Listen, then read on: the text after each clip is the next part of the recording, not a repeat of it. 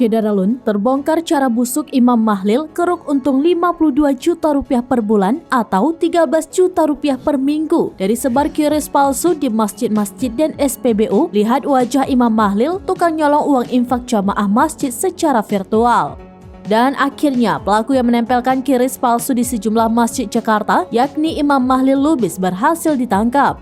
Imam Mahlil Lubis berhasil diamankan pada hari ini Selasa 11 April 2023 kemarin dan kini sedang diinterogasi rentetan kejahatannya keruk uang dari infak para jamaah yang niatnya beramal untuk ibadah itu.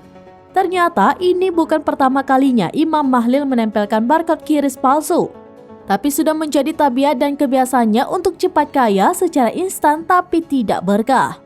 Pria berusia 39 tahun ini telah beberapa kali melancarkan aksinya, terbukti dari berbagai rekaman video CCTV di berbagai tempat.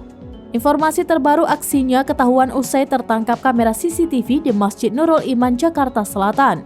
Melansir Kompas.com, Direktur Reserse Kriminal Khusus Polda Metro Jaya, Kombes Auliansyah Lubis mengatakan, Imam telah menempelkan QRIS palsu ke puluhan masjid, musola, dan tempat umum di daerah Jakarta dan sekitarnya.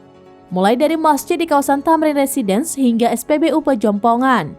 Untuk diketahui, aksi penipuan dengan modus menempelkan barcode QRIS palsu yang dilakukan Imam memang menargetkan kotak amal masjid di wilayah Jakarta. Dalam sepekan, Imam dapat menghimpun uang sebesar 13 juta rupiah dari penipuan bermodus menempel QRIS amal palsu. Jumlah itu merupakan hasil temuan sementara dari rekening dan dompet digital yang dipakai pelaku untuk menghimpun dana hasil penipuan sejak 1 April 2023 hingga 10 April 2023.